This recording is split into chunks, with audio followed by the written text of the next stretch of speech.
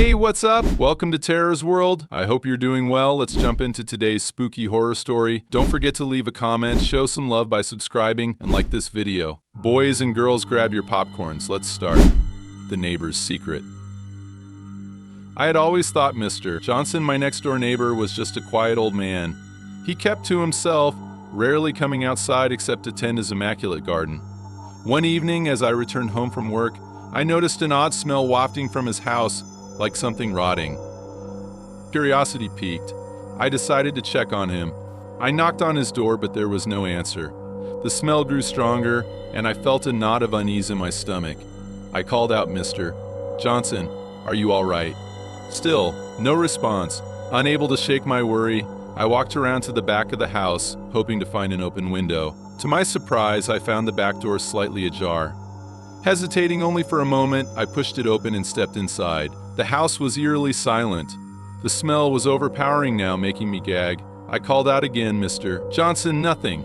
I moved through the dimly lit hallway, the walls lined with pictures of a younger Mr. Johnson and a woman I assumed was his late wife.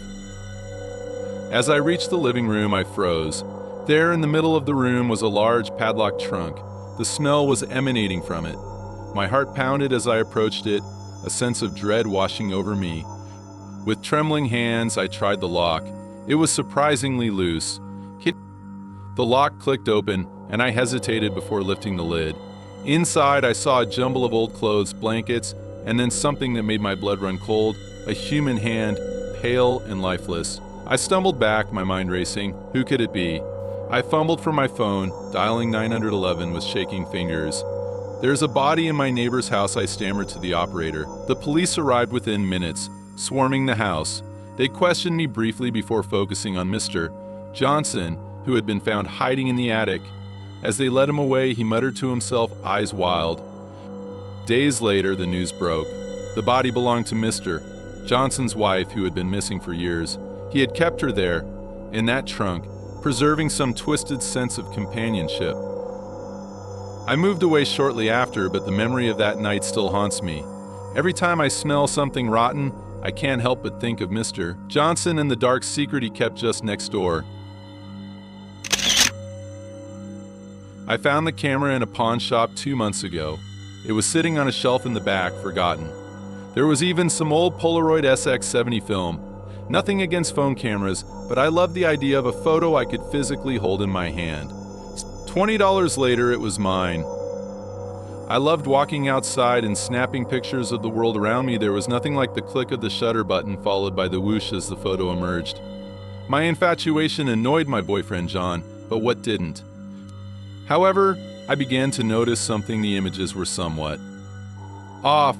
I took a picture at the park 2 weeks after I got the camera, and although it was a bright, sunny day, there were streaks on the photo.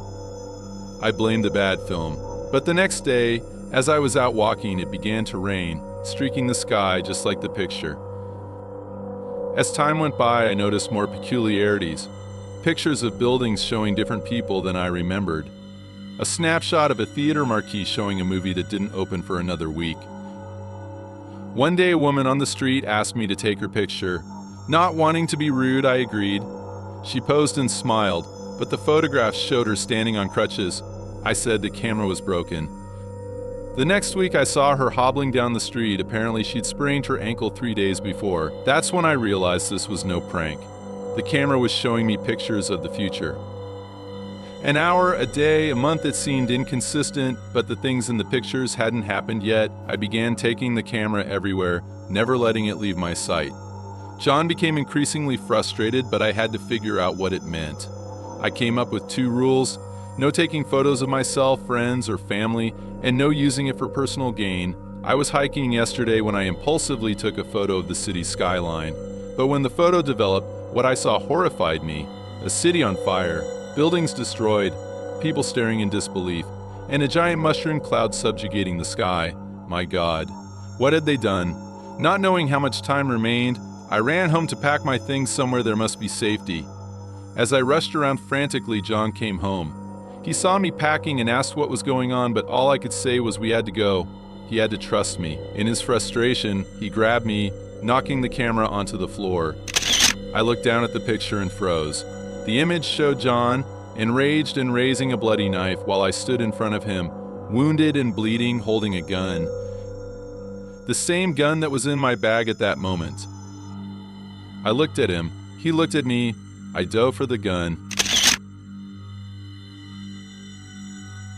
I work for Uber. 3 months ago, I got a request to pick up a man at a hospital. Hospitals often book rides for their patients so we can drive them home. Anyway, I arrived at the hospital and was waiting at the pickup point. I waited for about 5 minutes and I decided to call the client to let them know I was waiting for them. The phone rang and a lady answered. I asked if the client was ready for pickup. The lady told me, "I'm sorry, the man you are picking up passed away 3 days ago. We forgot to cancel the ride." I told her that's fine, I'll cancel it. But before I did, I heard a voice say, "Take me home." I decided to start the ride and continue as if he was in the car. It was a 15-minute ride. I had this strange, strong urge to go to that address. On the way there, I spoke to him and asked him questions as if he was there. I'm not crazy. I heard mumbles in the back seat but could not understand anything. I drove by a Chick-fil-A and I swear I heard "I like it there." I felt a sense of joy as we arrived closer to his mobile home. We finally got there and I told him, "You are home, have a great day." I actually felt him exit the car. As I drove away, the sensor on the car started going off as if the back door was open. I parked the car only to see the door was a bit open. I know it was closed or the car sensor would have rang all the way to his house. This is actually a true story. Not very scary, but I will never forget it. For weeks, I had been plagued by a strange, persistent pain in my chest. It was a dull ache that would occasionally flare up into sharp, stabbing sensations. Doctors dismissed it as stress or anxiety, but deep down, I knew something was terribly wrong. One evening, the pain became unbearable. I could hardly breathe and my vision blurred. Desperate, I called 911 and was rushed to the hospital. The doctors ran a battery of tests, but everything came back normal. They decided to keep me overnight for observation. As I lay in the hospital bed, the room dimly lit and silent except for the beeping monitors, I felt a strange sensation, almost like something moving inside me. Panic set in. I tried to call for a nurse, but my voice was weak. The next morning, the doctors suggested a more invasive scan, hoping to find the source of my pain. I was prepped and wheeled into the imaging room. As the machine hummed to life, I closed my eyes, praying for answers. Hours later, I was back in my room when the doctor returned, his face pale and eyes wide. "We found something," he said, holding up the scan results. "There appears to be a foreign object near your heart." My heart raced as they explained they would need to perform emergency surgery to remove it. Fear gripped me, but I agreed, desperate for relief. The last thing I remember before the anesthesia took over was the cold, sterile lights of the operating room. I woke up groggy and disoriented, the doctor standing by my bedside. "We removed it," he said, his voice trembling. He held up a small jar containing a wriggling, worm-like creature. "This was inside you." Horror washed over me as I stared at the creature. "What is it?" I whispered. "We're not sure," the doctor replied. "But it's alive. We believe it was feeding off your body." Days passed, and I tried to move on, but the nightmare wasn't over. One night, I woke up in a cold sweat, the familiar pain returning, sharper than ever. I stumbled to the bathroom, turned on the light, and gasped. Under my skin, I could see something moving, slithering just beneath the surface. The creature hadn't been alone. There were more, dozens, maybe hundreds inside me, growing, feeding. I collapsed, screaming. But the realization hit me like a freight train. I was their host, and they were multiplying. No surgery, no doctor could save me now. The real horror was knowing that these creatures had made my body their home, and there was no escape. My son Rex came out to me today. I couldn't believe what he was telling me. I love my son dearly, but I wasn't prepared for it. I always had my suspicions, the way he talked and walked, the way he looked at other kids his own age as he developed into his teens. He always had this strange demeanor to him.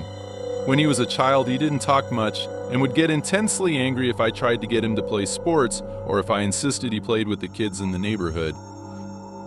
Although he did play with a boy from down the road, the friendship didn't last long. He did something that upset the parents. I never fully understood what he did, but it upset the family enough for them to move away. Although the red flags were there, I always made excuses. We're a God-fearing family and the Bible says it's a mortal sin. Do I just accept him and love him nonetheless? I asked him if he ever acted on his urges, and he told me the first time he tried to act on it he was 11. There was a boy in his class that he was interested in, but just as he was about to make a move on him during a trip to the Grand Canyon, he was disturbed by one of the teachers and never went through with it. He then went into detail about his first time. He was 16 and he told me the urges had gotten too much. He tried to live a life of virtue and act the way God intended, but he concluded that if God made him this way, then there was a reason for these urges. I couldn't hold back my tears and felt like screaming at him to get out and never come back, but a part of me wanted him to get help. I threw my hands around him as he also began to cry, but I felt sick to my stomach. I needed to know for sure how sick he was, and if he is 25 now, how many victims are there. He sobbed as he explained how he mostly liked killing women because men tend to fight back that bit harder. He looked down at his blood-stained hands and told the girl in his room would be his 10th victim. I grabbed him by the scruff of the neck and pushed him down into the dark, damp basement. He screamed and cried just like he did as a little boy as I keyed the door shut. You're a dirty little boy and you are going to stay down there and pray while I clean up your mess. Which story did you like the most? Comment down below. Do like and subscribe, and see you with more spooky content. Stay tuned.